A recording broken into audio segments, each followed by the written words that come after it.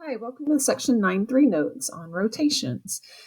So rotations are a transformation that rotates or turns a figure around a fixed point that maintains the segment length and angle measures. So remember, this whole chapter is on transformations, which are just changes to figures.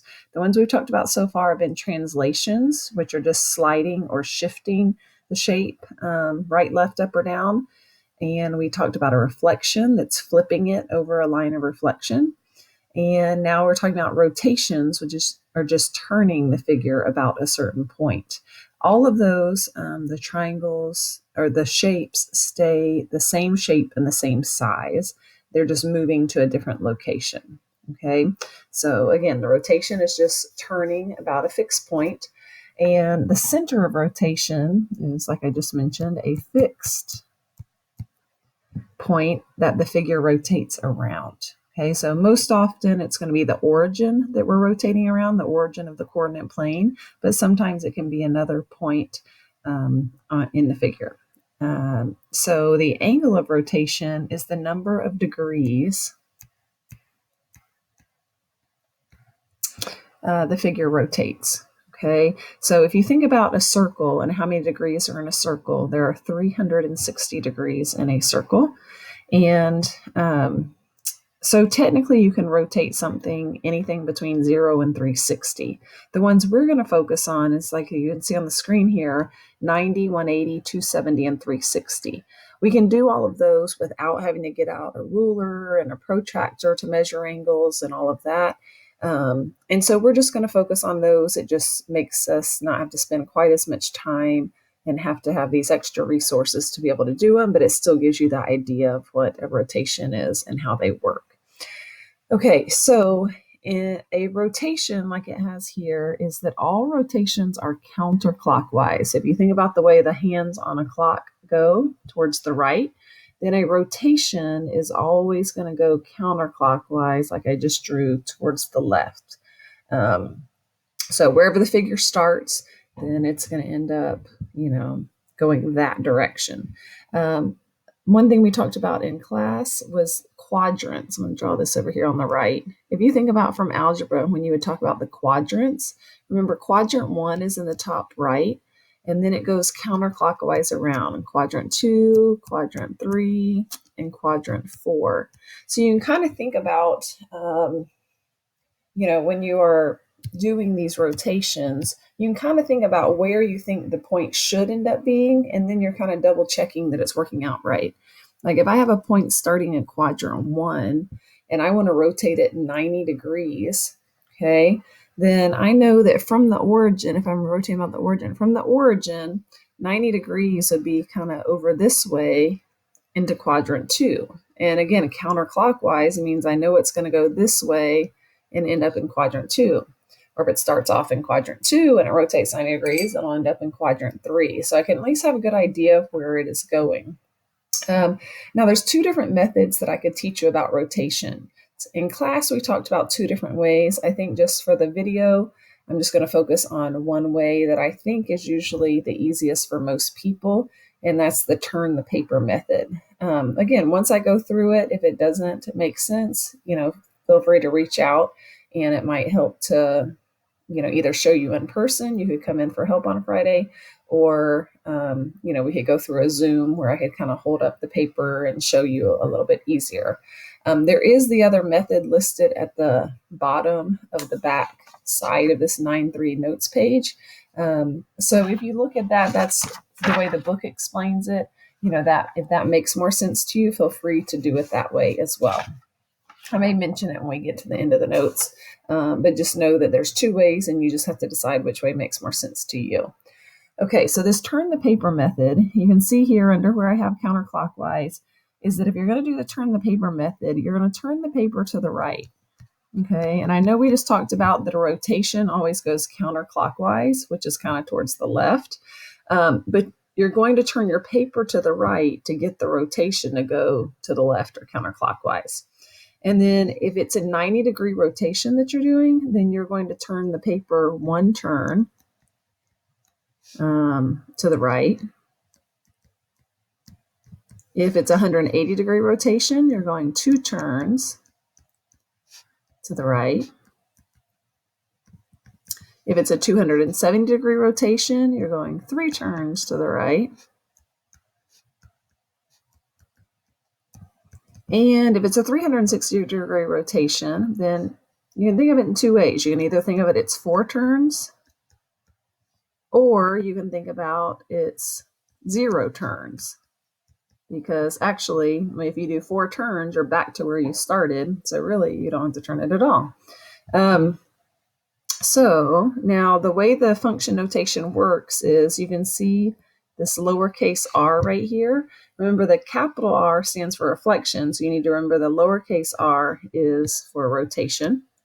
The other thing to keep in mind here is the next thing that comes is going to be the number of degrees. So again, that could be anything from 0 to 360, but the ones we're going to primarily see are 90, 180, 270, and 360.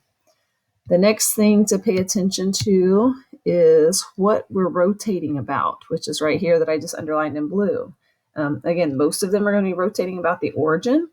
That's what that O stands for, the origin of the coordinate plane. But sometimes it could have a letter there like A, and that would mean point A in the picture is where it's rotating it about. Or sometimes it might give you an ordered pair like the point 1, 1, and you're going to rotate it about that. And then you can see this is what you're actually rotating, points A, B, C, and D. And then this is what the new points would look like, A prime, B prime, C prime, D prime. Okay. And you can see underneath here, this is just saying in words what's showing up above with the function notation, that it describes the rotation of a parallelogram ABCD about the origin of x degrees. Okay, so if we look at some examples here, then the directions here say to rotate the given point about the origin. I'm going to make this a little smaller, I think, so you can see it a little better. Okay, so I'm rotating the given point about the origin. And you can see I have some directions down here at the bottom of the notes page that kind of shows the steps that we're following right now. Let's see if I could make it a little smaller so you can see the directions as I'm going through that. Yeah, we're going to leave it like that. Okay, so you can see on number 1 that it's telling me to do a rotation of 90 degrees about the origin, and I'm rotating point G. So again, that 90 degrees is telling me I'm going to go 1 turn to the right, and I'm going to rotate about the origin.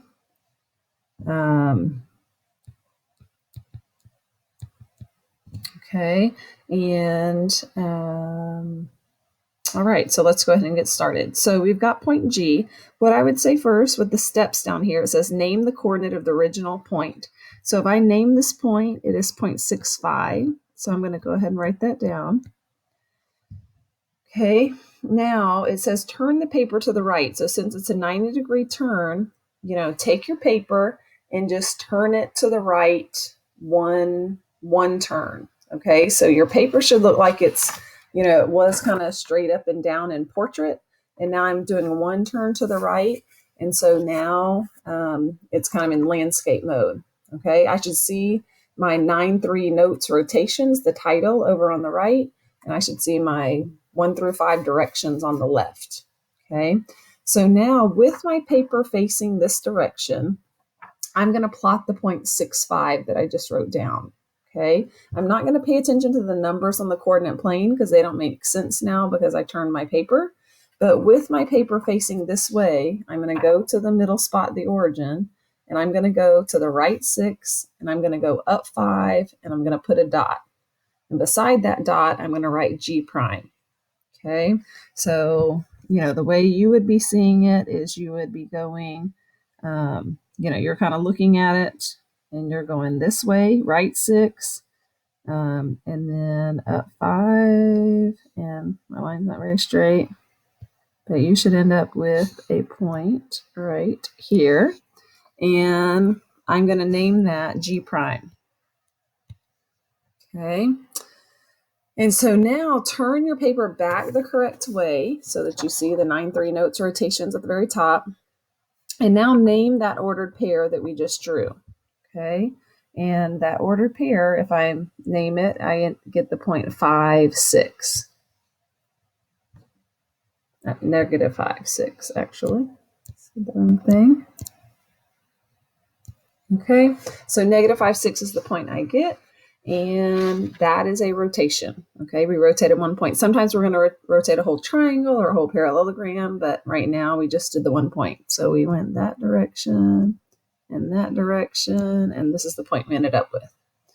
All right, now on number 2, we're going to rotate 180 degrees. So that's telling us we're going to go 2 turns of our paper. And about the origin, and point X is what we're rotating. So again, I can write my ordered pair. My original ordered pair is the 0.65, just like last time. Okay, take that your paper, and again, now you're going to turn it 2 turns to the right. So 1 time, now it's in landscape mode. And my second turn, now my paper is upside down. Okay, so my paper is upside down, and with it upside down, I'm going to plot the 0.65. Okay, so with it like this, I'm going to go to the right 6 and up 5. And so you should end up with a point right here. Okay, now I'm going to name my new point as X prime. And now I'm going to turn my paper back the correct way. And now I'm going to name that ordered pair. And I can see that that ordered pair is negative 6, negative 5. Okay, and that's it for that. So now let's go on to the next page. Again, you can see the directions down here on the bottom. You know, I do have here that you could check the quadrant to make sure it makes sense. You know, if I rotated 90 degrees, then again, my new point ended up being 1 quadrant over from where I started because it was a 90 degrees. On number 2, you could see it was a 180 degree turn, and my new point ended up being 2 quadrants over from where I started. So that's just a good double check. Okay, if we look at here at 3 through 5, then you can see the original triangle that we're starting with. I would recommend writing down the ordered pairs for this triangle. So I can see A is at 2, 2. I can see B is at 6, 3. And I can see C is at 7, negative 3. Okay, so now if I look here at number 3, it says a 270 degree rotation about the origin. So 270 is again 3 turns of the paper to the right. And so if I turn my paper 3 turns to the right, and then plot each of these points. Okay, so with my paper turned, then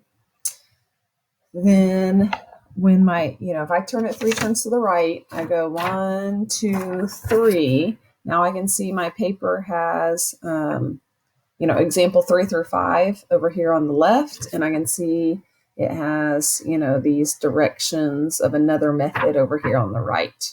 Okay, so now when I'm plotting these new points, then I can see that if I plot the point 2, 2 with it facing this direction, I end up with a point right here. And as I plot the points, I want to go ahead and label that A prime, so I don't forget what point is what.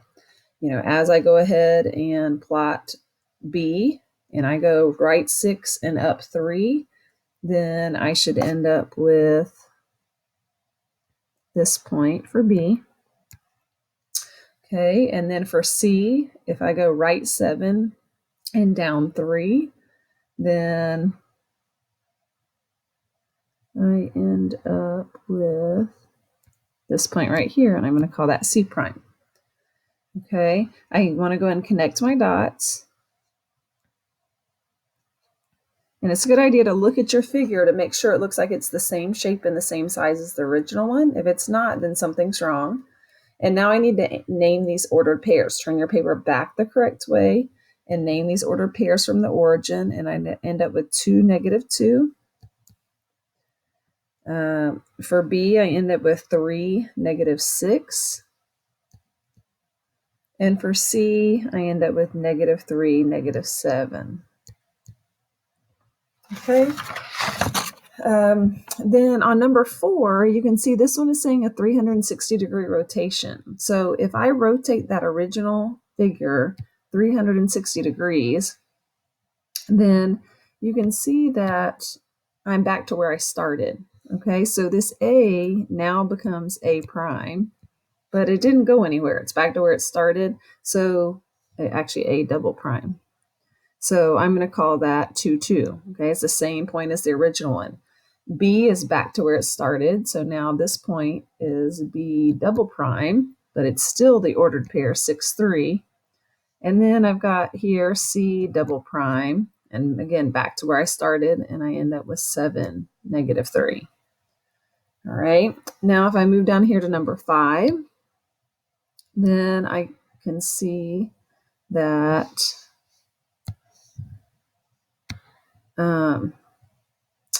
I can see here for number 5 that I'm ending up with a 90 degree. So that's going to be 1 turn to the right. And so again, I'm going back to my original triangle, and A is at 2, 2. And if I go 1 turn to the right and I go right 2, up 2, I end up with a point right here. And that's going to be my A triple prime. All right, my B is at 6, 3. So with my paper turned 1 turn to the right, I'm going to go right 6 and up 3. So that's my B triple prime. And then my C is at 7, -3. So again, with my paper turned 1 to the right, I'm going 7 and down 3. And that's my C triple prime. I can connect my new dots. Ooh, my line is not very straight. And again, my triangle should be the same shape and the same size if I've done that right. And I can go ahead and name these ordered pairs. Again, make sure your paper is back the correct original way to name these ordered pairs. And I've got -2, 2. I've got -3, 6. And I've got 3, 7. All right. So then down here, last little bit, it says that point O is the center of a regular hexagon. Find the image of the given point or segment for the given rotation. So think about a hexagon. A hexagon has 6 sides. A regular hexagon means all these sides are congruent. So therefore, all these angles in the middle here are congruent. Another thing to think about is, again, how many degrees it is all the way around a circle. It's 360 degrees. So if you think 360 divided by these 6 congruent angles gives me 60 for each of these angles. I think it's helpful to kind of write in there these different angles. Okay, and so now we can do some rotations based on what it's saying here. It says 120-degree rotation of F about O. Don't forget a rotation goes counterclockwise. And so if I start at F and I go 120 degrees, then I'm going counterclockwise. So here's 60, here's another 60 to give me 120. So now I'm at D. That's all they're looking for there. Okay, if I try again, then I've got 180-degree rotation of B about O, the origin. So here's B. And if I go 180, there's 60, 120, 180. And so now I'm to E. Okay. Next one, they're asking you to rotate a segment. So if I'm rotating a segment, then same idea. It's just basically I'm rotating 2 points, and then that ends up making a segment. So B, I'm rotating 300. So 60, 120, 180, 240, 300. So that goes all the way to C. And then if I rotate G, so I'm starting at G and going 60, 120, 180, 240, 360, that gets me over here to B. So this is the segment that just got rotated. and I can call that BC or CB, either way. Okay, so hopefully you're getting the idea there. The 360 degree rotation next means I'm back to where I started, so that's just CD. And you can try these next two, 10 and 11, to make sure you're getting the hang of it, but same idea of what we just did. And then you could pause it if you want to. And then now that you're back, you can check your answers, and you end up with D, and you end up with BG. Okay.